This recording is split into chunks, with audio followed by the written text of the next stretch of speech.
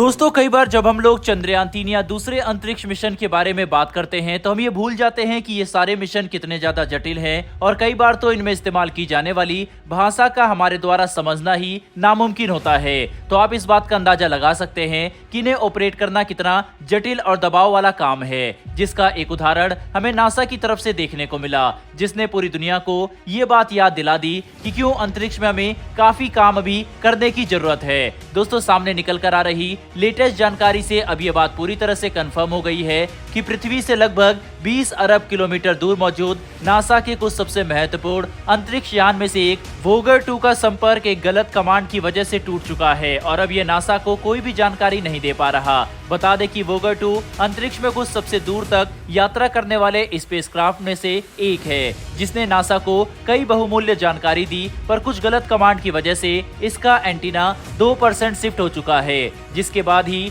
NASA का इस यान से संपर्क टूट गया। दोस्तों सिर्फ एक गलत कमांड की वजह से इतने बड़े प्रोजेक्ट को कैसे नासा गवा चुका है, ये समझना अपने आप में ही हमें इस बात का अंदाजा दिला देगा कि चंद्रयान-3 और मंगलयान जैसे मिशन कितने जटिल हैं। तो आप अंदाजा लगाइए कि गगनयान, जिसमें हम 3 गगन यात्रियों को अंतरिक्ष में भेजने वाले हैं, वह कितना जटिल होगा, जिसमें हमारे वैज्ञानिक कितने तरह के प्रयोग करेंगे और कितनी मेहनत से इन्हें सफल बनाने के लिए दिन रात काम कर रहे हैं। ऐसे में अब नासा वोगर 2 के साथ एक बार फिर से संपर्क स्थापित करने की कोशिश में ऑस्ट्रेलिया में मौजूद अपनी एक रिसर्च फैसिलिटी में मौजूद एंटीना का इस्तेमाल करके नए सिग्नल भेजने की कोशिश कर रहा है, जिससे 20 अरब किलोमीटर दूर खो चुके वोगर 2 तक पहुंचने में 18 घंटे का समय लगेगा। मतलब अगर पृथ्वी से कोई एक सिग्नल या कमांड भेजा जाए तो उसे इस यान तक पहुंचने में 18 घंटे से भी ज्यादा का समय लगने वाला है। तो दोस्तों इसी बीच चंद्रयान-3 को लेकर भी एक ऐसी खबर आई है जिसने सभी की चिंता बढ़ा दी है। तो चलिए दोस्तों जानते हैं चंद्रयान-3 के बारे में भी इस खबर को डिटेल में। लेकिन उससे पहले अगर आपने हमारे चैनल को सब्सक्राइब नहीं कर रखा तो मेरी एक छोटी सी रिक्वेस्ट है कि नीचे दिए गए सब्सक्राइब बटन को दबाकर बेल नोटिफिकेशन ऑन कर लें,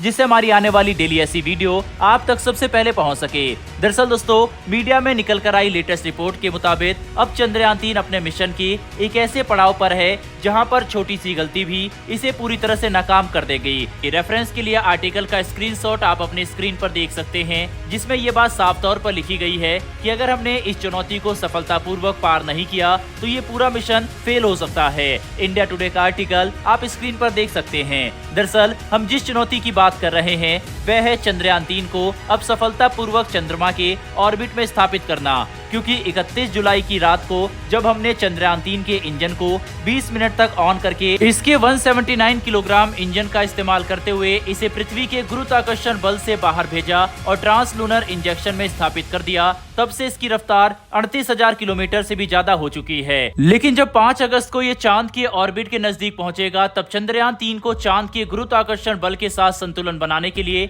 180 डिग्री का मोड़ लेकर अपनी रफ्तार को काफी कम करना होगा। और अगर हम 5 अगस्त को चांद के ऑर्बिट को पकड़ने में नाकाम रहे तो ये पूरा मिशन बर्बाद भी हो सकता है, जिसकी वजह से चंद्रयान-3 पर भारत ही नहीं बल्कि पूरी दुनिया की नजर टिकी है। जिसके बाद अगला सबसे बड़ा काम 17 अगस्त को होगा, क्योंकि 5 अगस्त से 17 अगस्त के बीच चंद्रयान-3 चंद्रमा के ऑर्बिट के 5 चक्कर काटेगा, जिसके दौरान ये 100 किलोमीटर वाले ऑर्बिट में जाने की कोशिश करेगा, जहां से फिर 17 अगस्त को इसका प्रोपल्सन मॉड्यूल और लैंडर मॉड्यूल अलग हो जाएंगे। फिर चंद्रयान-3 के लिए अगला बड़ा पड़ाव चांद की सतह पर सॉफ्ट लैंडिंग का होगा, जिसे हम 23 अगस्त को अंजाम देंगे। और इसके दौरान आखिरी के 15 मिनट सबसे ज्यादा खतरनाक होने वाले हैं, क्योंकि इन्हीं में कोई सी भी छोटी सी गलती पूरे लैंडर मॉड्यूल को क्रैश लैंडिंग करने पर मजबूर कर सकती है, जिसके लिए भारत काफी पहले से ही तैयारी कर रहा था, क्योंकि हमने चंद्रयान-2 के डाटा से भी काफी कुछ सीख लेकर चंद्रयान-3 में नए बदलाव किए, जिससे इसकी लैंडिंग सक्सेसफुल हो और हम चांद के दक्षिणी ध्रुव पर उतर सके, जहां पर हमारे रोवर और दूसरे उपकरण कई दिनों तक अलग अलग तरह के एक्सपेरिमेंट करेंगे,